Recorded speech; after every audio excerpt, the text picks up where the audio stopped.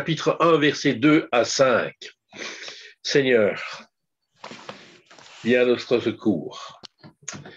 Le nom de cet homme, donc le mari de Noémie, était Élimélec.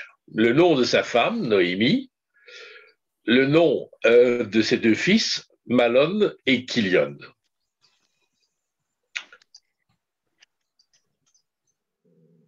Ils étaient éphratites, dit la traduction de la Nouvelle Bible second, ou dans les seconds en général on dit Éphratiens, de Bethléem de Juda, et ils arrivèrent au pays de Moab où ils vécurent. Alors, en fait, nous avons toujours, moi, ma lecture est toujours, au fond, c'est les petits détails qui arrivent et qui, quelque part, nous disent quelque chose de plus, mais la plupart du temps, on passe dessus. Alors, ils étaient éphratites de Bethléem. Or, on a déjà, la fois dernière, fait regardez ce que ça voulait dire. Bethléem, la maison du pain. Judas, c'est la célébration parce qu'on en a plus que les autres. Hein. Et puis ici, l'auteur réajoute quelque chose, éphratien ou éphratite. Ça vous dit quelque chose, ça, ou pas? Pas grand-chose.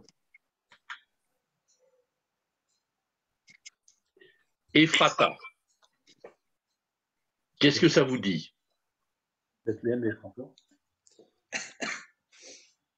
Petit entre...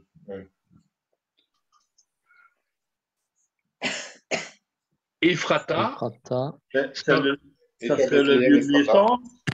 Ça va être recité dans Michée, chapitre 5, verset 1. Un texte que l'on lit souvent juste avant la Noël ou à la Noël.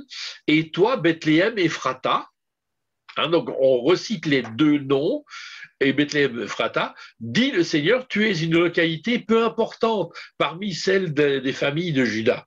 Mais de toi, je veux faire sortir celui qui doit gouverner en mon nom le peuple d'Israël et dont l'origine remonte aux jours d'autrefois, aux temps les plus anciens.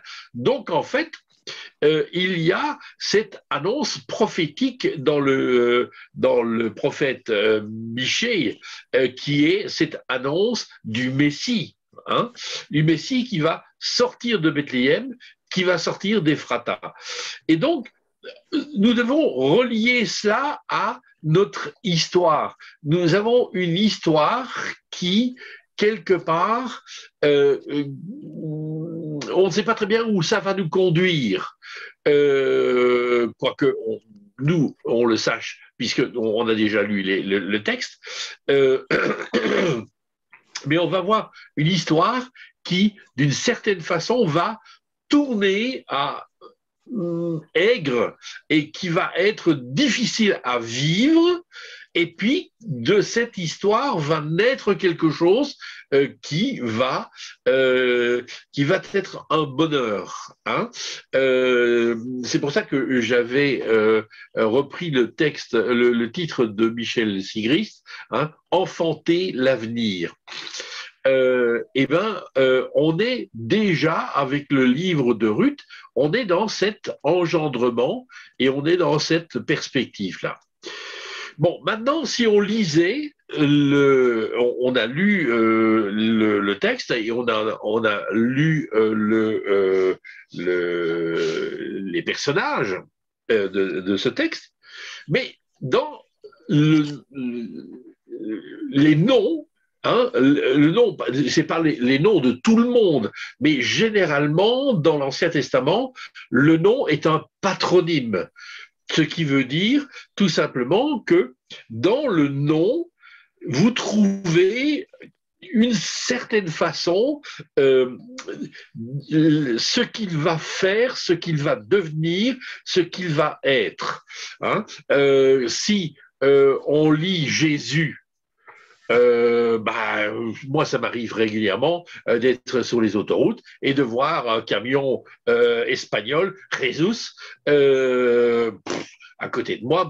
Ouais, je vois Jésus un petit peu partout, mais en fin de compte, en français, Jésus, ça veut rien dire, si ce n'est que le nom que l'on a donné à un personnage de la Bible qui a un avenir extraordinaire. Mais en fait, ça ne veut rien dire. Mais si je le lis en hébreu, Yeshua, ça veut dire Dieu sauveur. Et là, ça devient différent. Donc, vous voyez, les noms en hébreu, la plupart du temps, ont un patronyme, c'est-à-dire qu'ils signifient quelque chose qui va advenir. Et Elimelech est donc cet homme de Bethléem, et c'est le mari de Noémie. Alors, si je décompose le mot Elimelech, je décompose le mot avec El. Le El, c'est le grand Dieu de l'Orient.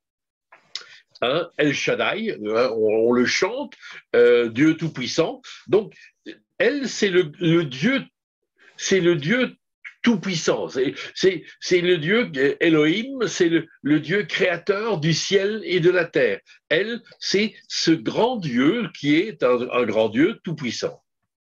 Alors, il y a une petite lettre qui vient se mettre, hein, L-I, Eli. En fait, I, c'est en hébreu, on met les pronoms personnels à la fin des noms. Hein. Donc, en fait, compte, le I, ça veut dire mon. C'est mon Dieu, Melech, c'est en fait compte le roi. Mon Dieu et roi, c'est la signification du nom de Elimelech. Or, si vous vous souvenez, Dieu avait dit que l'on ne devait jamais trouver une assurance en Moab, que l'on devait faire une alliance en Moab. Et Elimelech, lui, tout en étant que son nom dit « Mon Dieu est roi », eh bien, je me moque complètement de ce que cela. En fait, je vous avais dit, Elimelech, c'est un opportuniste. Hein, c'est le gars qui a quelques biens et qui, quand il voit ses biens menacés dans un pays, eh ben, change et va s'installer dans le pays voisin, même si c'est dans un pays où Dieu a dit qu'il ne voulait pas qu'il y aille. Alors, Noémie ou Naomi, ça dépend comment on le vocalise. C'est le prénom de notre petite fille. Ça veut dire ma gracieuse. Hein? Donc, c'est quelqu'un qui a une grâce en elle. Et puis, alors, vous vous souvenez que Elimelech et Noémie ont deux fils. Hein? Le premier fils s'appelle Malon. Alors là, je ne sais pas ce qui leur est passé par la tête quand ils ont appelé leur fils Malon, mais accrochez-vous, langueur ou faiblesse. Je ne sais pas du tout si vous voyez en train de chercher un prénom pour un enfant ou un petit enfant. Hein, quand on annonce une naissance, on se questionne sur le prénom, langueur ou faiblesse. Et puis Kylian. Alors, Ne confondez pas Kilian et Kilian, hein, qui est un prénom qui est couru aujourd'hui, enfin il y a quelques années de cela, quoique il ait quelque chose à voir. Hein. Mais Kilian, en fait, c'est destruction, dépérissement. Hein, moi, je me revois encore en train de faire la présentation d'enfants qui s'appelait Kilian. C'était un prénom qui sonnait bien, les gens, mais en fait, compte, ça venait du grec, pardon, de l'américain, hein, tuer. Hein. Donc, moi, je trouvais que c'était vraiment pas un beau prénom. Ici, c'est destruction, dépérissement. Dans le prénom qui est donné aux enfants, pouvait-il avoir une vie intense et longue? À mon avis, non. Verset 3. Puis Élimélec, le mari de Noémie, mourut, et elle resta seule avec ses 2 fils.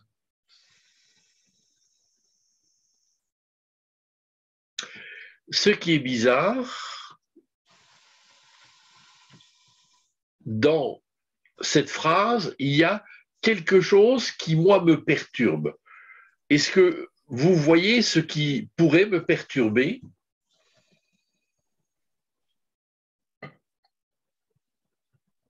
Pas trop, non.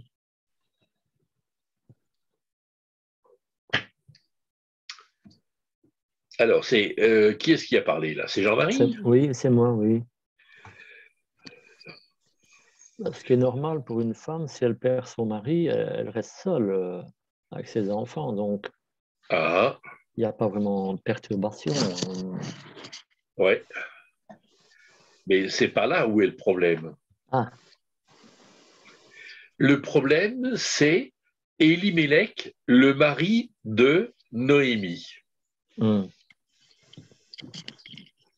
En fait, il est défini, il est situé par rapport à sa femme.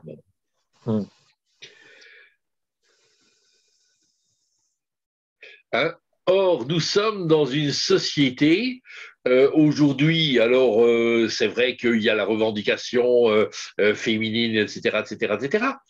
Et donc, on fera attention de comment on va s'exprimer. Hein, mais si Anne-Marie doit se présenter aujourd'hui, elle va dire je suis la femme de Jean-Marie. Dans le temps, ça passait pas mal, ça passait sans trop de problèmes. Aujourd'hui, ça coince, hein, parce que, en fait, compte, on ne se définit pas par rapport à quelqu'un. Et encore moins, une femme ne se définit pas par rapport à son mari. Mais dans l'Ancien Testament, on ne se définit jamais par rapport à sa femme. Car en fait, compte, Élimélec, quand je lis ce texte, c'est très clair hein, que le pivot, ce n'est pas l'homme, le pivot, ici, c'est la femme. Et vous allez voir, et vous allez remarquer, hein, en fait, compte que c'est vraiment le centre, c'est le centre autour duquel les choses s'organisent, c'est elle qui est le moteur, c'est elle qui centralise, c'est elle qui distribue les tâches à faire, etc., etc., etc. Donc c'est vraiment, quand on relit le livre de Ruth, on s'aperçoit que Noémie est une femme qui a un caractère extraordinaire. Et on va s'apercevoir aussi d'une petite chose, c'est que en face d'elle, elle va se retrouver avec une autre femme qui a aussi un caractère et qui a aussi une personnalité. Et en fait, tout en ayant deux femmes de caractère et de personnalité, Ruth va pouvoir s'afficher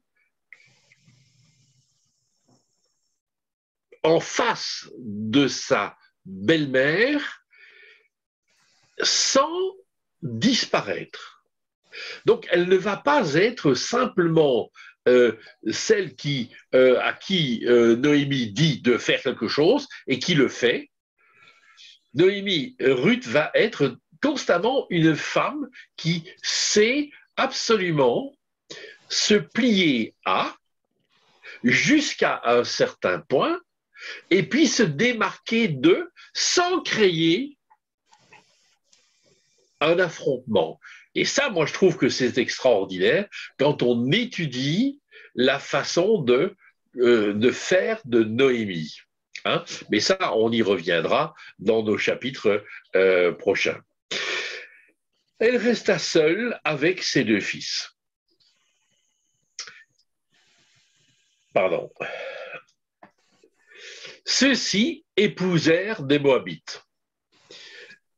En fait, les fils ne font que tout simplement suivre l'image du père.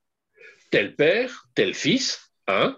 Le père, lui, il a désiré préserver ses biens, il est allé habiter à Moab, même si quelque part il y a l'interdiction de s'allier, de s'unir, de faire alliance avec et d'épouser quelqu'un qui ne partage pas la même foi, en fin de compte, et en plus de ça, une Moabite, en fin de compte, ceux-là aussi enfreignent la loi. Hein. Et ils épousent le nom de la première est Orpa, le nom de la seconde est Ruth. Ils habitèrent là au moins 10 ans.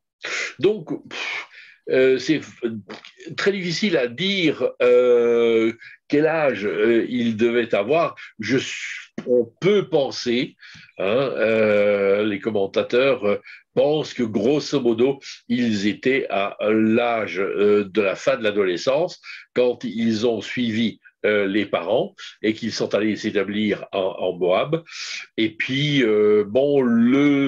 semble-t-il, le décès d'Elimelech est arrivé assez vite. Et puis, le mariage, donc, autrement dit, ce sont de jeunes adultes. Hein, et ils habitèrent là. Alors, lorsque l'on regarde de plus près, Orpa, c'est nuque raide. Bon.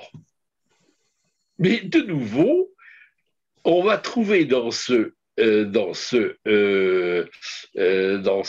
patronyme, on va aussi trouver quelque part ce qui va se passer entre Noémie et Orpa. Hein. Donc il y a déjà les prémices de cette séparation qui est là. Ruth, alors Ruth, c'est un prénom compliqué.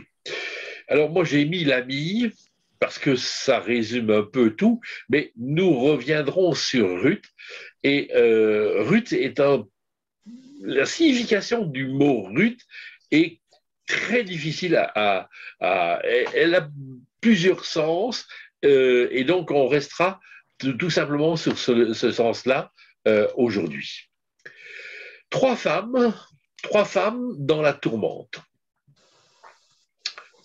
Mahlon et Chilion moururent aussi, tous les deux. Et la femme resta seule, privée de ses deux enfants et de son mari.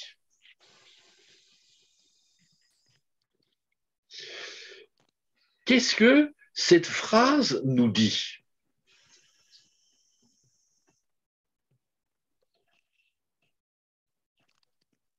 Elle est veuve, elle n'a plus d'enfants. Alors, elle est veuve, elle n'a plus d'enfants. Et il lui reste deux belles filles. Ah, ben les deux belles filles, elles sont où ?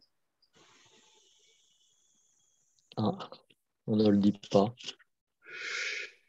La femme resta seule.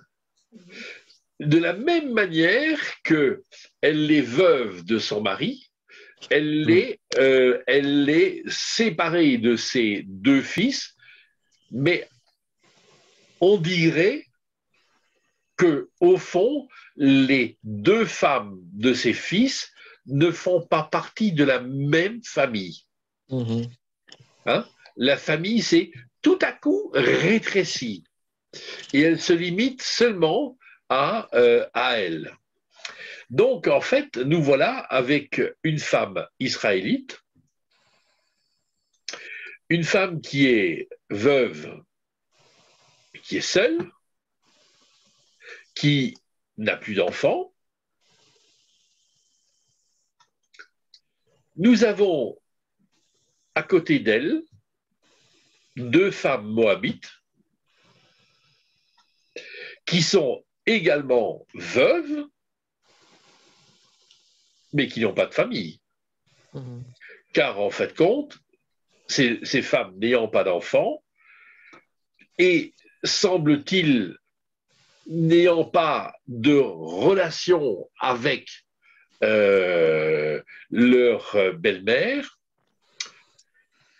eh bien, en fait compte, on se retrouve dans une situation vraiment où toutes ces femmes sont dans la tourmente. Alors, ce que je viens de dire,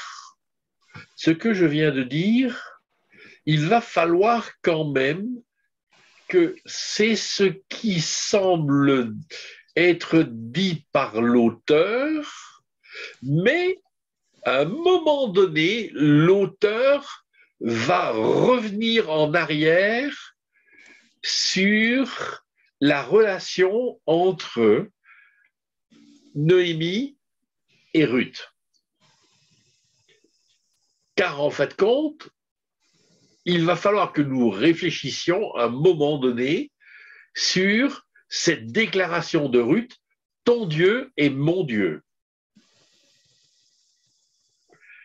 Alors, on peut se poser la question, hein, le Dieu de Ruth, mais qui est le Dieu de Ruth?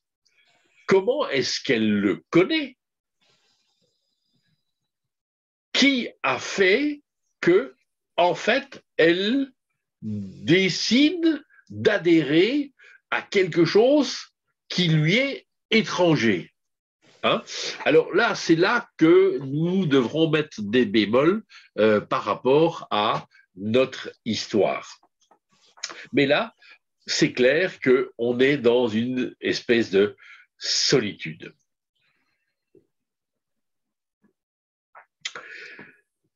La main de Dieu est partout. Les graines de la délivrance peuvent souvent être plantées dans une serre de tragédie. Ça, c'est un texte que j'ai retiré d'un rabbin. Hein. La main de Dieu est partout. Les graines de la délivrance peuvent souvent être plantées dans une serre de tragédie. Et je vous ai déjà mis la puce à l'oreille, hein, en disant Ephrata, Bethléem Ephrata. Hein. Donc on est dans une situation de tourmente, on est avec des femmes qui sont dans la tristesse, qui sont veuves, qui sont sans famille, qui sont là. Et au fond, moi, ce que j'aime, c'est l'idée que Dieu se préoccupe. Dieu se préoccupe de ce que nous sommes et de ce que nous vivons. Ce n'est pas du tout anodin. Et Dieu rejoint l'être humain. Il nous rejoint dans nos situations difficiles. Les passages que nous vivons qui sont problématiques. Hein, après coup, bien souvent, pendant cette traversée de la tragédie, bien souvent, on ne se rend pas compte. On dit, bah oui, Dieu, tu es où dans tout cela, hein? Mais après coup, lorsque l'on a traversé cette situation, combien de fois est-ce que j'ai rencontré des gens qui me disaient, mais au fond, en réfléchissant un peu je me suis aperçu que tel et tellement. Hein? Donc, voilà, ça revient un petit peu à l'histoire d'Élie, hein, qui, dans sa détresse, dans sa dépression, en fait compte, découvre à côté de lui une galette sur une pierre chaude et une cruche d'eau fraîche que lui apporte un messager de Dieu, un ange du Seigneur. La main de Dieu est partout et les graines de la délivrance peuvent souvent être plantées dans une serre de tragédie. Christophe Blumhardt. Alors, Christophe Blumhardt est un pasteur réformé, charismatique du début du XXe siècle. C'est quelqu'un qui va découvrir en fait compte la vie dans l'esprit en même temps presque que les pentecôtistes.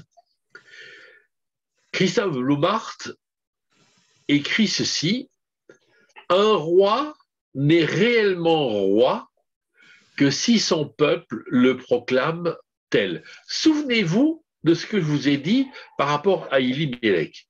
Hein? Mon Dieu est roi.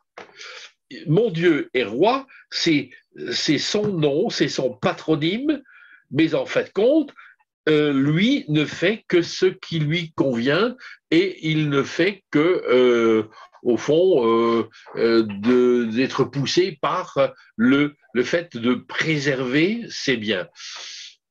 Le roi d'Élie-Mélec, je pense qu'il ne devait pas être exactement la même figure que ce que Blumhardt écrit.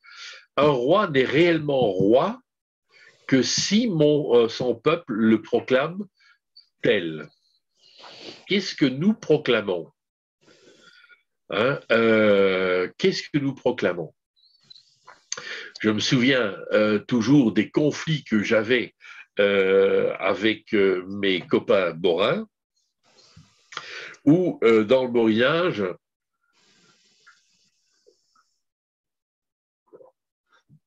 il y avait une expression qui était courante, hein, pour un oui ou pour un non, tout simplement, les gens disaient « Mon Dieu Seigneur hein, !»« Mon Dieu Seigneur !» Et en fait, ils invoquaient le nom du Seigneur, mais ils l'invoquaient en vain. Parce que ce n'était pas une expression où vraiment ils se rendaient compte de ce qu'ils disaient. Hein, mais on invoquait quand même le Seigneur. Et combien de fois est-ce que nous invoquons le Seigneur et qu'en fait compte, ce que nous disons, et en fait compte, on n'apprend pas vraiment en compte ce que nous disons. Un roi règne, dit Blumhardt, lorsque son peuple lui soumet son cœur. Ainsi, Jésus est roi lorsque nous lui donnons nos cœurs. Mais ce n'est pas seulement le fait que nous acceptions son pardon, sa vie et l'espérance de la vie éternelle. Hein, moi, je veux quand même remettre les choses, les pendules à l'heure. Lorsque son peuple lui soumet son cœur, un cœur dur est un cœur qui n'accepte pas ce que Dieu dit. ce que Dieu proclame, ce que Dieu veut faire. Hein, on n'en fait qu'à sa tête. Hein. Tu ne mangeras pas du fruit de l'arbre qui est au milieu du jardin. Ève regarda le fruit et elle dit, elle vit que l'arbre était bon, le fruit de l'arbre était bon à manger. Donc c'est elle qui décide. C'est elle qui décide. Un roi règne lorsque son peuple lui soumet son cœur.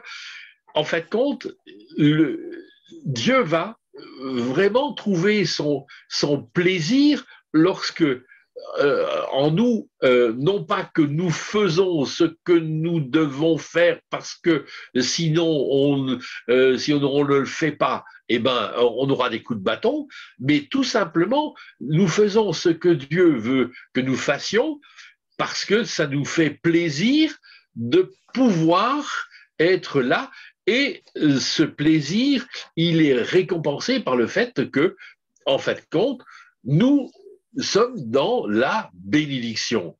Hein, et ça, je crois que c'est une chose que l'on a du mal à comprendre. Bien souvent, on est d'accord avec de faire telle chose pour Dieu parce qu'on a peur d'eux. Mais non, moi, je fais les choses pour Dieu parce que j'ai envie de les faire pour lui faire plaisir, parce que lui m'a déjà rempli de son amour et de son salut. Et donc, c'est dans cette perspective-là que je le fais. Ce n'est pas pour avoir, c'est parce que j'ai déjà eu.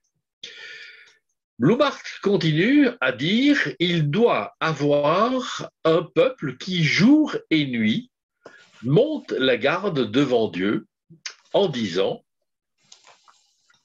hein, donc c'est un peuple qui prie, tu as envoyé Jésus comme le Seigneur, tu lui as donné un nom qui est au-dessus de tous les noms. » C'est lorsque Jésus rentre dans la gloire du Père qu'il reçoit le nom qui est au-dessus de tous les noms. Tu l'as couronné de gloire et d'honneur. Tu l'as délivré de la mort, établi berger du troupeau. Tu nous as fait savoir que Jésus-Christ est le Seigneur et que toute puissance lui a été donnée. Ça doit être notre confession de foi.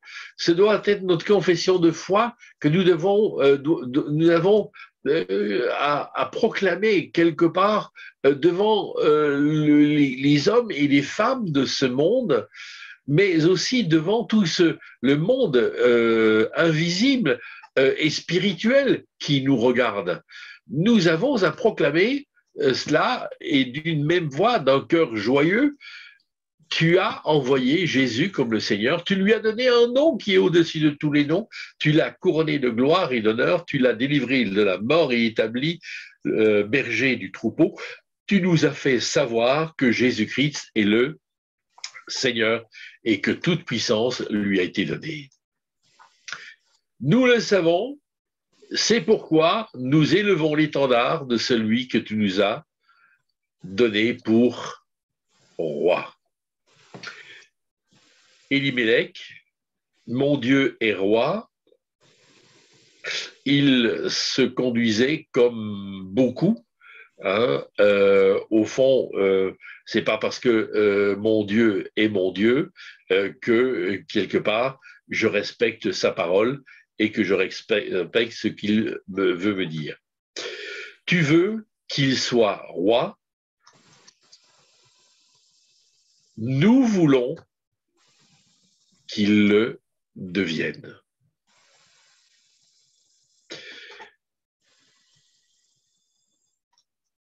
Le petit troupeau de Dieu doit avoir en vue le seul objet, que Jésus soit vainqueur, que Jésus règne, que Jésus soit glorifié sur la terre.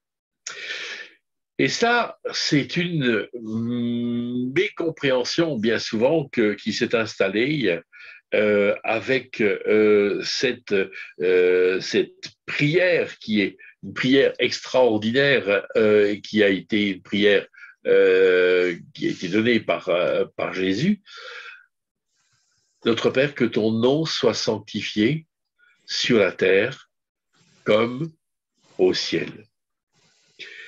Que ton nom, ce que tu es, soit sanctifié dans le ciel, mais en fait, il doit être aussi sanctifié sur la terre. Mais sanctifié sur la terre, il va l'être par qui? Est-ce qu'il va l'être par lui ou est-ce qu'il va l'être par nous?